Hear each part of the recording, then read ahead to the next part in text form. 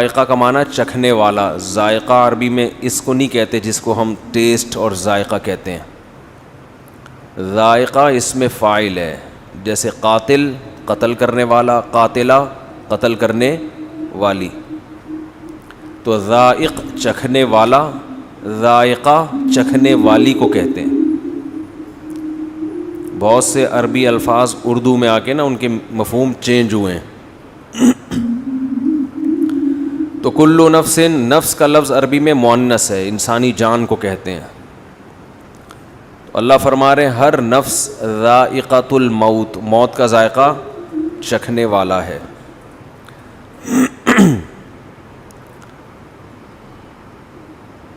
تو یہ ایک ایسی خبر ہے جو ہم پہلے سے جانتے ہیں. جو چیز پہلے سے پتہ ہوتی ہے کیا وہ بتائی جاتی ہے؟ بولو بھائی. میں ان سے کہوں آپ کے سر پہ ٹوپی ہے, کہیں گے بھائی یہ بتانے کی ضرورت نہیں ہے, مجھے پہلے پتہ ہے, سب کو پتہ ہے میرے سر پہ کیا ہے. بولیں بھائی ٹوپی. آپ کی ناک پہ چشمہ ہے.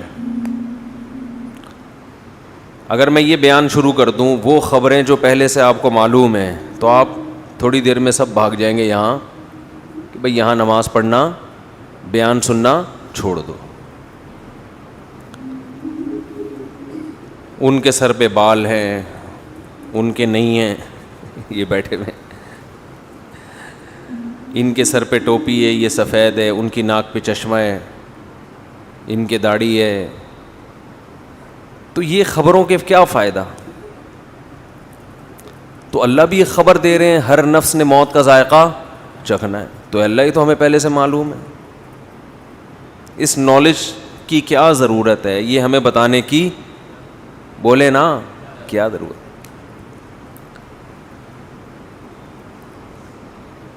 تو اللہ نے فرمایا دیکھو جب بھی کوئی خبر دی جائے اور جس میں کوئی آرڈر چھپا ہوا ہو تو وہ خبر ہوتی ہے, لیکن اصل میں اس خبر سے خبر مقصد نہیں ہوتی, بلکہ ایک اس کے اندر آرڈر چھپا ہوا ہوتا ہے, اس کی طرف اشارہ کرنا مقصد ہوتا ہے. خبر برائے خبر یہ حکیمانہ کلام نہیں ہے. میں کہوں ان کے سر پہ ٹوپی ہے, ان کی ناک پہ چشمہ ہے, تو کیا کریں بھائی, ہے تو کیا کریں. لیکن میں خبر دیتا ہوں مجھے پیاس لگ رہی ہے, ایک خبر ہے. پشتو میں کہتے ہیں نا خبر اوری کا نام سنا یہ لفظ, خبر سن رہا ہے کہ نہیں سن رہا. میں خبر دیتا ہوں مجھے پیاس لگ رہی ہے, فوراً 2-4 بندے اٹھیں گے کولر کی طرف پانی لینے کے لیے. ایسا ہوگا کہ نہیں ہوگا؟ اگر نہیں اٹھیں گے تو اس کا مطلب بہت ڈھیٹ ہیں. کیا ہیں؟ بہت ڈھیٹ لوگ ہیں. ایک بندے کو پیاس لگ رہی ہے, پانی کا انتظام نہیں کرتے. گھر میں ابا جب آ کے بیٹھتے ہیں اور کہتے ہیں مجھے پیاس لگ رہی ہے, تو یہ خبر برائے خبر نہیں ہے, اس کے پیچھے آرڈر چھپا ہوا ہے, پانی پلاؤ. اب یہ خبر فضول خبر نہیں ہے. میں اکثر بیان میں کہتا ہوں آج کل جو شوہر حضرات گھر میں جب داخل ہوتے ہیں تو گھر سے باہر تو اخلاق بہت اچھے ہوتے ہیں, دوستوں کے ساتھ ہنسی مذاق گپ شپ. گھر میں جب داخل ہوتے ہیں تو ایسا لگتا ہے چنگیز خان نے بغداد پر حملہ کیا ہے. یہی ہے نا اسٹائل. گھر میں آتے ہی کیا کہتے ہیں, مجھے بھوک لگ رہی ہے. گھر والوں سے کیا کہتے ہیں, مجھے, یہ تو نیوز ہے نا, یہ سما پہ چلنی چاہیے یہ پٹی, کہ آپ کو کیا لگ رہی ہے, بھوک لگ رہی ہے, خبر ہے. تو لیکن یہ خبر برائے خبر نہیں ہوتی, اس کا مطلب ہوتا ہے کھانا فوراً چاہیے. یہ آرڈر ہے, کھانا لگا دو. اس خبر میں کیا چھپا ہوا ہے؟ بولو نا یار کیا ہو گیا؟ آرڈر چھپا ہوا ہے, کھانا لگا دو, بھوک لگ رہی ہے. یہ خبر ہے, اس کے اندر ایک آرڈر خبر نہیں ہوتا. خبر کی ڈیفینیشن یہ ہے کہ جب وہ جملہ مکمل ہو تو اس کو سچا یا جھوٹا کہا جا سکے. خبر سچی بھی ہوتی ہے اور جھوٹی بھی. آرڈر سچا جھوٹا نہیں ہوتا. پانی پلاؤ, تو یہ کوئی سچ اور جھوٹ سے تھوڑی تعلق ہے اس کا, یہ تو ایک آرڈر ہے. تو آپ جب گھر میں داخل ہوتے ہیں اور کہتے ہیں مجھے بھوک لگ رہی ہے, اس کا مطلب چنگیز خان بہت غصے میں ہے. اگر اس کو اس وقت کھانا نہیں ملا تو یہ بیوی بچوں کو بھی کھا سکتا ہے. بہت سے لوگ کھا گئے ہیں, ٹینشن دے دے کے کھا گئے ہیں. اب یہ خبر فضول خبر نہیں ہوگی. اب دیکھو, میں اگر کہوں کہ ان کے چشمہ ہے, ایک دفعہ کہوں گا, 2 دفعہ کہوں گا, 3 دفعہ کہوں گا, تو یہ کہیں گے کیا کروں میں, اگر ہے تو آپ کو دے دوں. یعنی یہ خود اس میں آرڈر تلاش کریں گے کہ یار یہ فضول خبر کوئی نہیں دیتا, اس کے اندر کوئی آرڈر چھپا ہوا ہے. آرڈر یہ کہ شاید ان کو اچھا نہیں لگ رہا, بھائی آپ لے لو. تو ایک مثال آئی ہے ذہن میں, لیکن وہ مناسب نہیں ہے, پھر وہ موضوع چینج ہو جائے گا ہمارا, وہی والا موضوع ہو جائے گا جو. تو اب گھر میں بار بار آپ جب جا کے کہو گے بھوک لگ رہی ہے, پیاس لگ رہی ہے, بھوک لگ رہی ہے, پیاس لگ رہی ہے, اس کا مطلب کیا ہے؟ کھانا لگا دو, کھانا لگا دو, کھانا لگا دو, پانی پلا دو. تو جو خبر ایسی ہو جس کے اندر کوئی آرڈر چھپا ہوا ہو, وہ خبر اس قابل ہوتی ہے کہ اس کو شیئر کیا جائے. جس خبر کے اندر کوئی آرڈر چھپا ہوا نہیں ہوتا, وہ خبر ٹائم ویسٹنگ ہے, اس کا عملی زندگی سے کوئی تعلق نہیں ہے. خامخواہ میں لوگ کہتے ہیں نا جنرل نالج, تو خامخواہ کی جنرل نالج کی اسلام میں کوئی ویلیو نہیں ہے, یہ ٹائم ویسٹنگ ہے. آج کل یہ بھی ہوتا ہے نا کہ 356 کو 488 ضرب دو تو کیا جواب آئے گا, تو چھوڑو, کیلکولیٹر سے بتا دے گا کیا جواب ہے, ہمیں کھوپڑی استعمال کرنے کی کیا ضرورت ہے, کیا ضرورت ہے بھائی. تو میں یہ عرض کر رہا تھا کلو نفس ذائقۃ الموت, ایک خبر ہے. اللہ فرماتے ہیں ہر نفس نے موت کا ذائقہ چکھنا ہے, ہر نفس نے.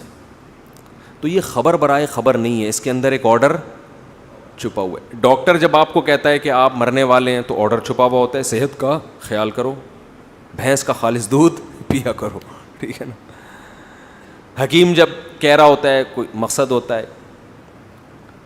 تو جب بھی کوئی خبر دیتا ہے اگر وہ عقل مند ہوگا, تو اللہ جب خبر دے رہے ہیں نا کلو نفس ذائقۃ الموت, ہر نفس نے موت کا ذائقہ چکھنا ہے, تو یہاں بھی کچھ آرڈر چھپے ہوئے ہیں اس کے اندر. وہ آرڈر کیا ہے؟ نمبر 1, دنیا دل لگانے کی جگہ, بولو نہیں مرو گے. جیسے میں نے کہا تھا نا زید پیٹے گا وہ بیان میں کہا تھا نا, وہ زید میں مزہ نہیں آ رہا جب تک وہ نام نہ آئے نا. تو خیر اب کیا کریں. تو اللہ کہتے ہیں ہر بندہ کیا ہے, مرے گا. ہر بندہ کیا ہوگا, مرے گا. تو جو جگہ چھوڑ کے جانا ہے اس سے دل لگانے کا کوئی تک بنتا ہے بھائی. آپ ٹرین میں بیٹھے ہوئے ہیں, سیٹیں اتنی اچھی اور زبردست اور بہت مزہ آ رہا ہے یہاں پہ, تو بیگم ہم یہ سیٹیں گھر نہ لے جائیں اپنے ساتھ, کیا خیال, یہ اے سی نکال کے لے جائیں. اسٹیشن آیا تو آپ اتر ہی نہیں رہے, آپ اسی سیٹ سے چپک گئے ہو. کوئی غریب آدمی بیچارہ جھونپڑی سے نکلا ہوا, اس کو کسی نے اے سی پارلر میں بٹھا دیا, اب اس کو جھولے بھی مل رہے ہیں, مزہ بھی آ رہا ہے. کسی نے بعض دفعہ ہوتا ہے کہہ رہا بھائی, تو ایسے موقع پہ اسے کیا کہا جائے گا, بھائی یہ ٹرین ہے, یہ دل لگانے کی یہ مسافر خانہ ہے, یہاں سے آپ نے اترنا ہے. تو ایک آرڈر تو یہ چھپا ہوا ہے کہ دنیا دل لگانے کی جگہ, بولو نہیں. لیکن یہ بات سمجھ میں نہیں آتی, جیسے کرونا جب تک خود نہ ہونا اس وقت تک سمجھ میں خود کو نہ ہو جائے, اس وقت تک نہ SOPs پر انسان عمل کرتا ہے نہ اس کی سمجھ میں آتا ہے. وہ یہودیوں کی سازش ہی سمجھتا رہتا ہے, سمجھتے سمجھتے بالآخر سانس اکھڑتا ہے, پھر چیختا ہے آخر میں نہیں بھائی سازش وازش یہ واقعی بیماری ہے. ہم نے بہت سے لوگ ایسے دیکھے ہیں, سمجھا کے تھک گئے تھے, نہیں مان رہے تھے. تو جب کرونا کا اٹیک ہوتا ہے نا تو پھر انسان کہتا ہے یہ والی علامتیں تو آج سے پہلے مجھ میں کبھی پائی نہیں گئی تھی. ایک صاحب تھے بہت الجھتے تھے مجھ سے, میں ان کو بتاتا بھائی یہ بیماری ہے, وہ نہیں مانتے تھے. پھر جب ان کو ہوا نا, پھر ان کا یہ ملفوظ ہے کہ کرونا ایک ایسی بیماری ہے جب تک خود نہ ہو انسان اس پر ایمان نہیں لاتا. تو میرے بھائی موت بھی ایک ایسی حقیقت ہے, مانتے ہیں زبان سے بولتے ہیں, دل سے نہیں مانتے. جب تک موت کا فرشتہ نظر نہیں آتا, سانسیں اکھڑنا شروع نہیں ہوتی, اس وقت تک کھوپڑی کام انسان کی نہیں کرتی. وہ مر گیا, فلاں مر گیا, اس کا ماموں مر گیا, اس کا چاچا مر گیا, اس کی پھوپھی مر گئی, اس کی خالہ اتنی خبریں بچپن سے سنتے آ رہے ہیں. بھائی وہ مرا ہے نا, میں تھوڑی. ابے تو بھی تو کسی کا پھپھا ہے, تو بھی تو کسی کی خالہ ہے, تو بھی تو کسی کا بھتیجا ہے, تو بھی تو کسی کا ابا ہے, تو بھی تو کسی کا دادا ہے, تو بھی تو کسی کا نانا ہے. جب تیرے ابا مر سکتے ہیں, تیرے نانا مر سکتے ہیں, تیری نانی مر سکتی ہیں, تیری دادی مر سکتی ہیں, تیری خالہ مر سکتی ہیں, تیری پھپھو مر سکتی ہیں, تو بھی تو کئی لوگوں کا یہ ہے. اوپر سے بولے گا موت برحق ہے, دل میں ہوگا میں نہیں مروں گا. اگر دل میں یہ ہوتا کہ میں مروں گا تو دنیا چھننے پہ روتا کیوں پھر؟ اتنا رو رہے ہیں, اتنا رو رہے ہیں, ہائے ہائے ہائے ہائے, جس سے ملو ہائے ہائے ہائے, ٹینشن لے کے بیٹھا ہوا ہے. اگر آپ کو کوئی بتا دے کہ آپ تھوڑے دنوں میں مر جاؤ گے, پھر آپ کو پلاٹ کی ٹینشن ہوگی؟ بولو کہ یار میرا کوئی پلاٹ نہیں ہے, میرا کوئی گھر نہیں ہے, میری کوئی گاڑی نہیں ہے, میری شادی نہیں ہوئی. ٹھیک ہے, ٹینشن ہوگی. بولتے کیوں نہیں؟ کیونکہ یہ بھی آج کل بیان سن کے لوگوں کو ٹینشن ہے کہ ہو کیوں نہیں رہی. یہ تو چار کی ترغیب دے رہے ہیں, ہماری ایک نہیں ہو رہی. ٹینشن پھر میرے پاس آ جاتے ہیں. اب تو جو مجھ سے ملنے کے لیے آتے ہیں میں وہیں روک کے بولتا ہوں شادی کے لیے تو نہیں آ رہا بھائی, وہیں سے یو ٹرن پکڑ لو, میں رشتے نہیں کراتا بھائی. تو کہہ رہے ہیں واہ, تو ایک بھی نہیں ہو رہی ہماری. بھائی آپ کوشش کرو, ہو گئی ٹھیک ہے, نہیں ہو تو ہو کے بھی وہیں قبر میں جاؤ گے, نہیں ہو کے بھی مرا کے سب کیا ہے, ختم, فنش. یہ بس یہیں کے کھیل ہیں. جب ہیں تو پھر یہیں کے ہیں, تو پھر میں اتنی اہمیت سے بیان کیوں کرتا ہوں؟ اس کی اور وجوہات ہیں, وہ بھی ٹاپک میں لے کے نہیں چلوں گا. اس کی وہ مذہب کا حصہ ہے, اس لیے بیان کرتا ہوں. میں آخرت کی تیاری کے لیے اس ٹاپک پر بیان بھی ضروری, اس پر عمل بھی ضروری ہے. یہ اس وجہ سے کرتا ہوں. تو موت کی باتیں تو کبھی کبھار کر لیتے ہیں, ہاں جی موت تو برحق ہے, لیکن عمل سے ایسا لگتا ہے یہ مرنے کے لیے تیار, بولو نہیں, بالکل بھی نہیں ہے تیار. نہ مرد مرنے کے لیے تیار ہے اور نہ خواتین. دوسرا, کچھ حقیقتیں ایسی ہیں جن سے ہم ایسی نظریں چرا کے بیٹھے ہوئے ہیں, جیسے سامنے گڑا ہو, کھڈا ہو, اور آپ بول رہے ہو کہ نہیں میں چلتا رہوں گا, کوئی گڑا نہیں ہے سامنے, گٹر کا ڈھکن کھلا ہوا ہے, آپ اسی سپیڈ سے اسی طرف جا رہے ہو.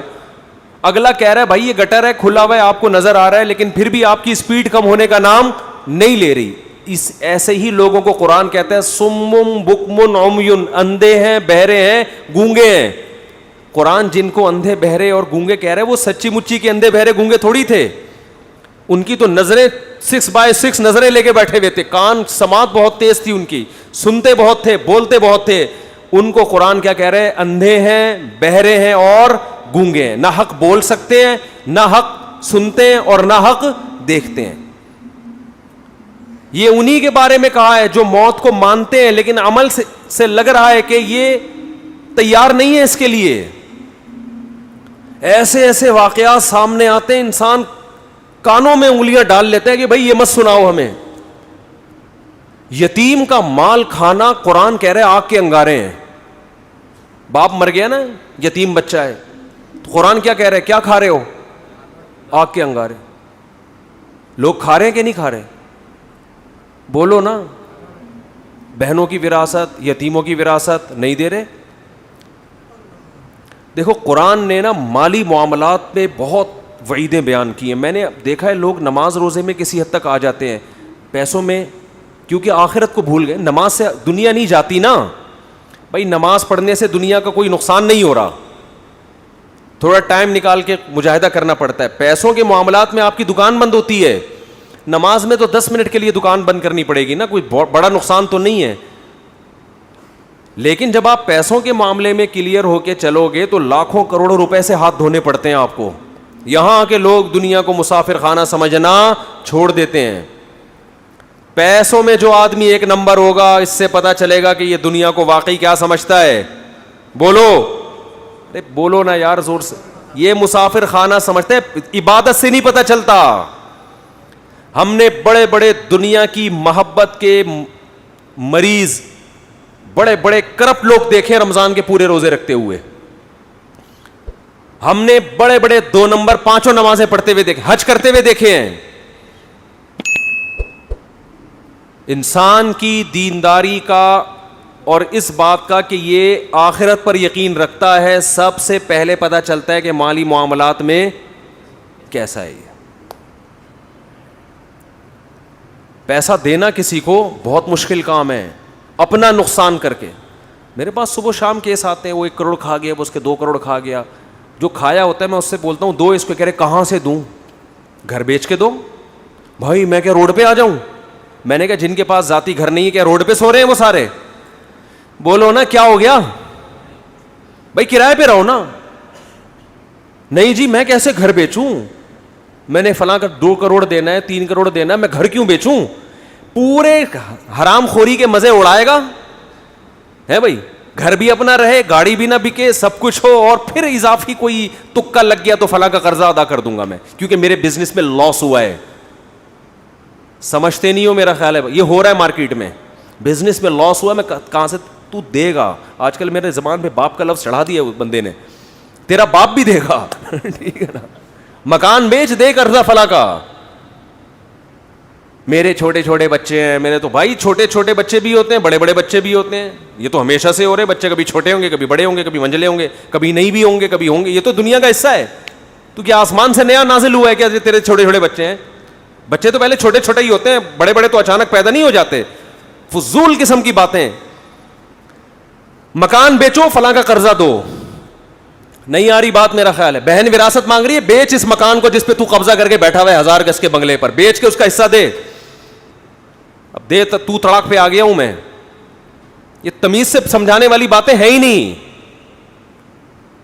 داڑھی اتنی لمبی رکھی ہوئی ہے، عمرے ہو رہے ہیں، تمہارا حج ہو رہا ہے، تو نے بہن کی وراثت کہہ رہے ہیں جب مکان بکے گا، مکان تو 25 سال کے بعد جا کے بکے گا.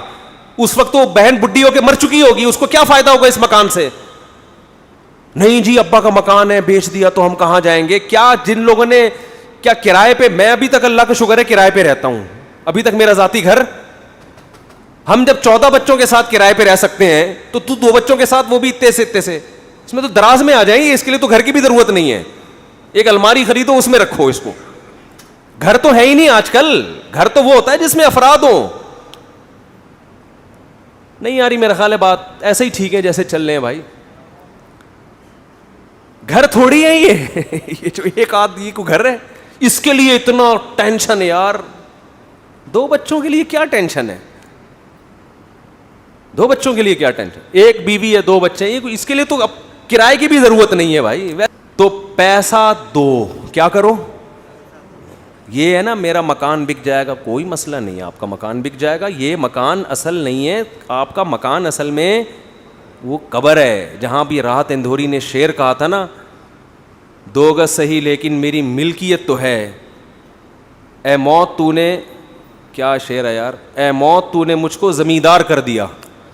2 گز صحیح لیکن میری ملکیت تو ہے. اے موت تو نے مجھ کو زمیندار. زمیندار جب بنتا ہے جب قبر میں جاتا ہے، یہاں سے کوئی نہیں نکالے گا. لیکن کراچی کے قبرستانوں میں وہ بھی نہیں ملتی، آپ وہاں سے نکالتے ہیں. 1 سال کے بعد گورکن کہتا ہے تھوڑا سائڈ پکڑ ٹھیک ہے دوسرا مردہ ڈالنا ہے. آپ آدمی کہتا ہے یار یہاں تو آرام سے سونے دو. کراچی میں قبرستان بھر چکے ہیں، ایک ایک قبر میں 10-10 مردے دفنائے جا رہے ہیں. تو وہ 2 گز کا پلاٹ بھی 10-10 مردے اس میں شریک ہوتے ہیں. ابھی ایک صاحب آئے کہ وہ ہماری والدہ کا انتقال ہوا تھا، اسی قبر میں والد کو ہم دفنا رہے ہیں، جگہ نہیں مل رہی. میں نے کہا اپنی ذمہ داری پہ دفناؤ بھائی. اب مجھے نہیں پتا آپ کے ابا اماں کے تعلقات کیسے تھے. ہاں ایسا نہ ہو کہ ہاں سوری ابا کا انتقال ہوا تو اسی میں اماں کو دفنا رہے ہیں. میں نے کہا ایسا نہ ہو قیامت کے دن ابا بولے یار یہاں تو مجھے تھوڑا سا انجوائے کرنے دیتے، لیکن اگر اچھے تعلقات ہیں پھر تو ٹھیک ہے. تو میں نے کہا دفنا سکتے ہیں، اتنا عرصہ اگر گزر گیا، لیکن باقی آپ کے ابا اماں کے تعلقات کیسے تھے یہ ابا جانے، بولو آپ جانے. احتیاط اسی میں ہے کہ فاصلہ رکھا جائے.